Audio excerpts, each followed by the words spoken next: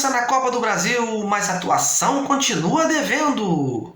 Baixa solidez defensiva? Falta de variações táticas? Precisa contratar? Afinal, o que está acontecendo com o time de Marcelo Cabo?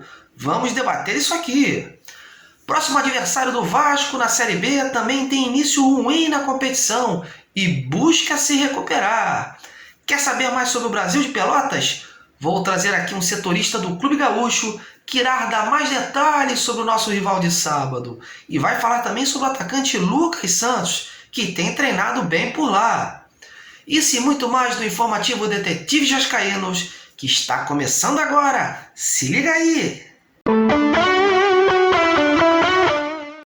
Fala, meus amigos! Prazer estar novamente aqui com vocês e já te convido desde já a deixar aquele like aqui embaixo do vídeo. Isso muito fortalece esse trabalho sério no YouTube e nos ajuda a crescer. Muito obrigado! Bom, e o Vasco ontem passou um sufoco mais uma vez, mas conseguiu avançar para as oitavas de final da Copa do Brasil.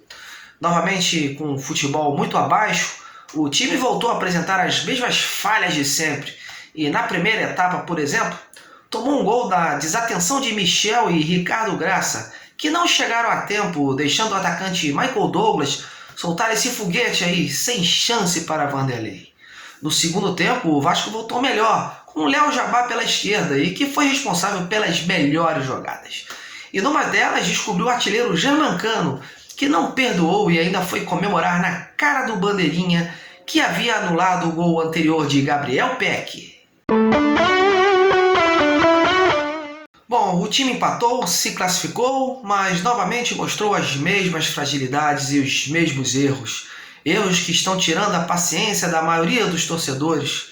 Mas afinal, o que está acontecendo com o Vasco de Marcelo Cabo? Bom, meus amigos, a questão é muito complexa. Mas eu acho que, primeiro de tudo, o Marcelo tem que reconhecer que o time não vem bem nos últimos jogos. Nas entrevistas do pós-jogo, por exemplo, o discurso é diferente do que se viu em campo. Outra coisa que o Vasco vem apresentando é pouca solidez defensiva. A zaga e os volantes vêm falhando seguidamente e esse posicionamento precisa ser corrigido logo. O Hernando e o Ricardo Graça não passam um bom momento e a cada jogo a dupla de volantes vem sendo trocada. Sinal de que o Cabo ainda não encontrou os verdadeiros homens de confiança para o setor. Outra coisa que eu notei diz respeito também à falta de mais variações táticas. As peças vêm sendo modificadas, mas o esquema se mantém o mesmo. O elenco do Vasco permite variações táticas e acho que precisam ser tentadas. Jogo após jogo, fica também a certeza de que para encarar uma Série B como essa, o Vasco necessita se impor, ser mais agressivo, marcar território e evoluir em vários aspectos. Falando em Série B, o Vasco no próximo sábado tem um compromisso importante lá no Sul, diante do Brasil de Pelotas. Ambas as equipes buscam mais do que nunca se recuperar na competição após um início ruim. E como é praxe aqui no canal, eu fui buscar mais informações do nosso adversário, com quem cobre o clube diariamente. Dessa vez eu fui ouvir o jornalista Bruno Marcilli. O Bruno agora traz pra gente várias informações sobre o Brasil de Pelotas, inclusive do atacante Lucas Santos, que se transferiu para lá. Bruno, fala aí, meu amigo, como é que está o clima para essa partida e como chega o Brasil de Pelotas para esse jogo? Seja bem-vindo! Fala, Marcos, um abraço para você, um abraço a todos do canal, especialmente aos torcedores vascaínos. Vasco da Gama que enfrenta o Brasil neste sábado, aqui 7 horas da noite em Pelotas. Temperatura vai estar bastante baixa para os parâmetros cariocas, porque aproximadamente 10 graus são aguardados no momento da partida. Então é uma temperatura bem distinta em relação a outras localidades do país. Aqui no extremo sul gaúcho, o frio já apareceu, embora o inverno ainda não tenha chegado. Mas falando de futebol, o Brasil tem aí a expectativa de estrear o seu volante Gabriel Pierini, de apenas 22 anos, que vem emprestado do Cuiabá. Cuiabá acabou subindo no ano passado para a Série A do Campeonato Brasileiro.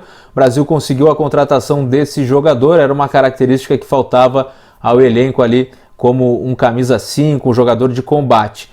A gente tem a expectativa que ele possa estrear, porém ainda não há essa confirmação. A tendência é de que o técnico Cláudio Tencati, pelo menos, repita a escalação que vem sendo colocada em campo. O Brasil ainda é um time em formação, um time que ainda está se ajustando neste início de Série B. Então vou puxar aqui, fiz a anotação, vou puxar o provável Brasil, tem Matheus Nogueira, Vidal, lateral direito, Camilo, Ícaro e Arthur, fechando uma linha de 4, depois 2 volantes, Rômulo e Bruno Matias, que tem jogado em linha, né? Seria um 4-2-3-1. À frente deles, Paulo Vitor, jogador de articulação, que veio emprestado do Atlético Mineiro. Pela esquerda, Neto ou Christian. Pela direita, Luiz Fernando. E na frente, Júnior Viçosa, talvez, né, um dos mais conhecidos desse elenco. Junto com o Denilson, ex-jogador do Arsenal, também do São Paulo. Esteve presente ultimamente num amistoso contra o Grêmio Sub-20 aqui em Pelotas. Teve 45 minutos, mas ainda não deve estar pronto para a estreia diante do Vasco. Não há essa expectativa, pelo menos por enquanto. Denilson é um jogador que precisa de um tempo, não veio, né, com a sua questão física totalmente, né, pronta para a estreia, por isso um trabalho especial envolvendo o jogador que sofreu com muitas lesões na sua carreira ultimamente. Desde 2015 o jogador vem tendo alguns problemas. Quando retornou ao São Paulo, saiu vendido daqui para o Al-Wahda dos Emirados Árabes e acabou depois voltando e não tendo sequência. O Brasil espera recuperar esse jogador, talvez, né, ele fique até no banco de reservas, mas não é esperada a estreia dele com a camisa do Brasil diante do Vasco. E por falar em Vasco, por falar em jogadores, o Brasil tem o Lucas Santos, joia aí, né, do Vasco da Gama, que veio emprestado até o fim dessa Série B. O Lucas Santos não pode atuar por conta de força de contrato, mas esteve em campo na vitória por 5-0 diante do Grêmio Sub-20. Deu uma assistência e marcou um gol. Chamou muita atenção o Lucas Santos, que tem uma qualidade técnica bastante elevada para os padrões apresentados na Série B do Campeonato Brasileiro. Vamos ver se o jogador é recuperado também aqui no Brasil e depois retorna ao Vasco com toda aquela grande qualidade que o fez, né, ter esse destaque também nas categorias de base, na Copa São Paulo de Futebol Júnior. Então o Brasil, né, praticamente escalado, 4-2-3-1, não é um time que tem muita facilidade para articular as jogadas, é um time que até prefere dar a bola para o adversário, jogar na especulação, né, ter aí os contra-ataques, as transições rápidas. É mais ou menos por aí que o Brasil deve se preparar para enfrentar o Vasco da Gama. Valeu, Marcos, um forte abraço para você, a todos do canal, os torcedores vascaínos. Estou aqui com o meu chimarrão, né? Não poderia deixar de colocar o chimarrão aqui no cenário para trazer as informações direto do Rio Grande do Sul. Valeu, um abraço e até a próxima. Muito obrigado ao Bruno e que sábado o Vasco possa, enfim, trazer na bagagem os 3 pontos que serão importantes nessa caminhada da Série B. Hoje, meus amigos, no futebol não tem mais bobo não. Viram o que aconteceu ontem com o Palmeiras, o Cruzeiro e o Corinthians pela Copa do Brasil?